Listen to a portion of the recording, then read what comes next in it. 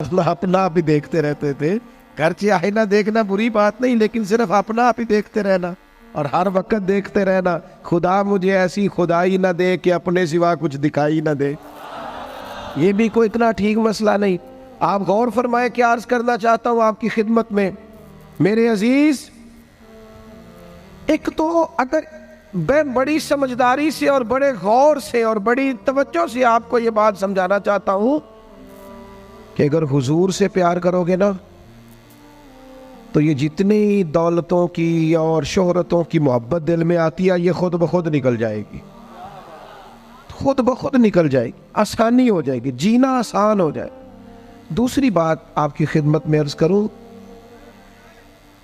हम ना ताज़ा दम नहीं रहते, हम परेशान रहते हैं, हम बोर होते हैं, हमारी तबीयतें बाज़ोकात जल्दबाजी करती हैं, हम बाज़ोकात उलझ जाते हैं, करार तलाश करते हैं। उस करार को तलाश करने के लिए फिर बाज़ लोग उल्टी सीधी मूवीज़ देखते हैं।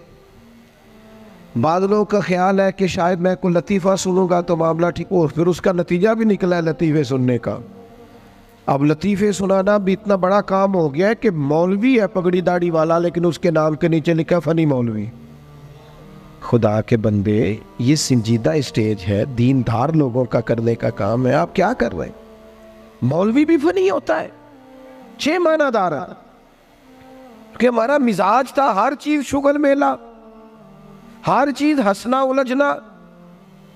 मेरे अजीज, हम चूंकि सुकून चाहते थे, कुछ ने इधर उधर की मूवी देख ली, कुछ ने हंस लिया, कुछ सैर को चले गए, कुछ का ख्याल था खाने खा लेंगे तो सुकून आ जाएगा। याद रखना, इन चीज़ों में सुकून नहीं है, इनमें तो आप उलझते जाएंगे। मजीद तो सुकून कहाँ है, करार कहाँ है? आप कभी सहाबा की जिंदगियां देखें ना, हालात जिस तरह के भी थे ना, उनको जो सुकून मिलता था वो रुखे मुस्तफ़ा से मिलता था।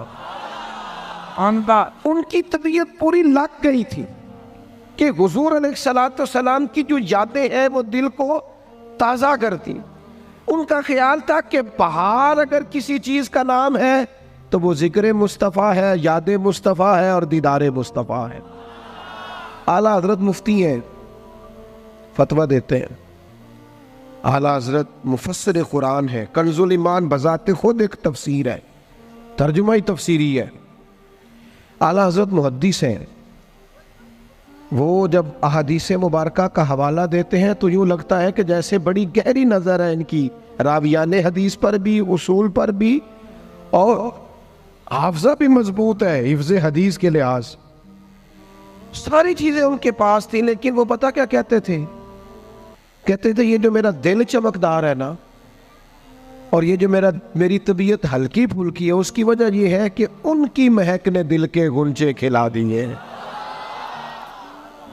ये मैं नहीं आपको तकरीर सुना रहा, मैं तो जज्बात का इजहार कर रहा हूं। उनकी महक ने दिल के गुंचे खिला दिए हैं। तो क्यों गुंचे खिला दिए? कहते मेरे नबी का कमाल ये है कि वो जिस राह चल दिए हैं कूचे बसा दिए। वो जिस राह भी चल दिए हैं कूचे, हुजूर पर थोड़ा गुजर जाए तो काम हो जाता है। करार, सुकून, सारे दुख मिट जाएंगे अगर दिल हुजूर से लगा लोगे। अगर मुहब्बतों का मरकज रसूल पाक को बना लोगे। आप देखें ओहद के मैदान के अंदर काफिर ने एक बड़ी अजीब साजिश की मुसलमानों को परेशान करने के लिए। और तक भाई, आप लोगों की वजह से अगर इतने लोग तकलीफ में हैं तो आपको समझ जल्दी से बैठ जाए जी, जल्दी से जी, फैसला करने में इतनी देर, अल्लाह आपको सलामत रखे, बैठ जाए जी। अब आप खड़े हैं जनाब, आप भी बैठ जाए, अल्लाह आपको बरकत अता फरमाए। अच्छा, एक बंदा महफिल में खड़ा हो जाता है मोबाइल लेके, अल्लाह उन्हें समझना चाहिए कि बाकी सारे कुल भी है मोबाइल। खुदा के बंदे, आपकी वजह से इतने लोग पीछे अगर परेशान है तो आपको समझना चाहिए उस चीज़ को। अल्लाह ताला आप सबको हंसता और मुस्कुराता रखे। नबी पाक की ज़ात से जब आपकी कामिल वाबस्तगी हो जाएगी ना, तो हुजूर की ज़ाते वाला का प्यार, और प्यार लारों वाला नहीं होना चाहिए, खाली जल से महफिल में और माए का हाथ में आया तो इश्क का दावा तगड़ा, खाली इस तरह नहीं। तन्हाई में भी तू रोए हुजूर की बारगाह। एक महफिल में मैं एक दफ़ा हाजिर था तो एक नात का बच्चा मेरे पास आया, कहने लगा जी मेरी सिफारिश कर दो, मैं भी हजूर दी बारगाह च हाज़री लवानी है। मैं क्या पुत्र तू घर जाके पढ़ लै, उत्थे भी हाज़री लग जाएगी कि 4000 बंदा चाहिए हाज़री लवाने लई। हुजूर की बारगाह में तो जहाँ बैठ के भी पढ़े हाज़री लग जाती है। इसके लिए क्या साज संवर के मजलिस ही फ़कत हो तो हाज़री लगती है? ये भी आला हाज़री है, पर वो तो वल्लाह वो सुन लेंगे और फरियाद को पहुँचेंगे हम। बस इतना तो हो, कोई फरियाद करे दिल से, तू बात तो दिल से कर। आपकी जब कामिल वाबस्तगी हुजूर से हो जाएगी ना, तो ये गुर्बतों का डर, ये परेशानियां, ये आजमाइशें, एक जगह रोना नहीं रोया हजरत बिलाल ने कभी अपनी गरीबी का, एक जगह परेशान नहीं हुए कभी हजरत सलमान फारसी के मैं परदेसी हूँ, एक जगह भी कभी जनाब सुहैबी रूमी को तकलीफ नहीं हुई। क्यों भला? इसलिए कि हुजूर की मोहब्बत ऐसी दवा है जो हर बीमारी से शिफा अता कर देती। ओहद के मैदान में काफिरों ने एक चाल चली थी। उनको पता था कि कौन सी बात मुसलमानों को ज्यादा परेशान कर सकती है। उन्होंने एक अफवाह फैला दी थी कि माज़अल्लाह हुजूर को शहीद कर दिया गया। उसकी वजह से शदीद परेशान हुए सहाबा, और जंग के जो नतायज बरअक्स आए उसकी बड़ी वजह यह अफवाह भी बनी। अब सहाबा बड़े परेशान थे, हुजूर शहीद हो गए। कुछ लोग ना मैदान उहद से जब वापिस आ रहे थे ना, जंग खत्म होने के बाद, एक खातून जा रही थी मैदान जंग की जानिब। औरतें अपने मिजाज के लिहाज से कमज़ोर होती है कल्बी तौर पर, और बड़ी खूबसूरत बात लिखी है उलमा ने, कहते हैं औरत के दिल में दर्द ज़्यादा होता है ना, प्यार ज़्यादा होता है, और ये जो वो कमज़ोर वाक़या हुई है इसे ऐब ना समझो। इसीलिए तो अल्लाह ने बच्चे को पालने का ज़िम्मा उसका लगाया है कि वो शफ़क़त ज़्यादा रखती है, मोहब्बत ज़्यादा रखती है, दर्द दिल ज़्यादा रखती। इसलिए जिस दर्द से वो बच्चे को पाल लेती है ना। मेरा बेटा एक दिन घर में कुछ पका हुआ था, उसकी अम्मा कहने लगी खाना खाओ, कहता है मैं नहीं खाना। ओदी अम्मा कहती मैं बड़ा जोर लाया, बड़ी मेहनत की थी, बड़ी गर्मी च पकाया, अज तो यही खाना पड़ा है। कहने लगा मैं नहीं खाना, मैं आराम से खाना खा रहा हूँ। अब वो माँ बेटा बहस कर रहे हैं। थोड़ी देर गुजर गई तो मैनू कहती तुसी क्यों नहीं बोलते? मैं क्या मैनू पता है किन्ने जितना है, थोड़ी देर बाद खलो जाओ, मैनू पता है किन्ने जितना है। वो बच्चा उठ के अंदर चला गया, कहने लगा मैं नहीं खाता, तुसी खाओ।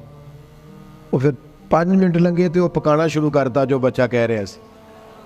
तो मैं क्या मैंने तो पता है ना नतीजा की है, तो इस बहस में जाने की ज़रूरत है। इसलिए कि माँ औलाद के सामने हमेशा ही हार जाती है। वो औलाद के सामने जीत सकती, वो नहीं जीत सकती ना। शफकत ऐसी है। औरतें मिजाज के लिहाज से अल्लाह ताला ने नरमी दी होती, इसको ऐब ना जाना जाए, ये अल्लाह ताला ने उन्हें वदीयत की है चीज़। तो खातून जा रही है मैदान उहद की जानिब, वहां से सहाबा आ रहे। तो खातून पूछती है सहाबा से हुजूर का क्या हाल है? तो एक सहाबी अपने लहजे में गोया कहने लगे खबर मुश्किल है, पर तुझे सुनानी भी ज़रूरी है। इस जंग में तेरे भाई का इंतकाल हो गया है।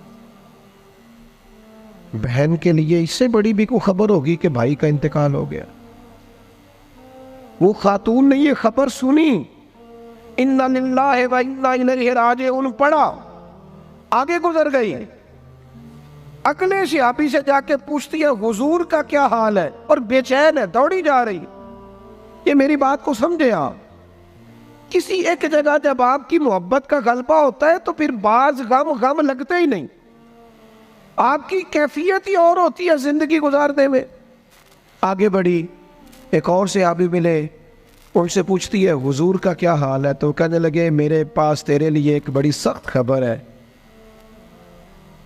तेरे शौहर का इंतकाल हो गया।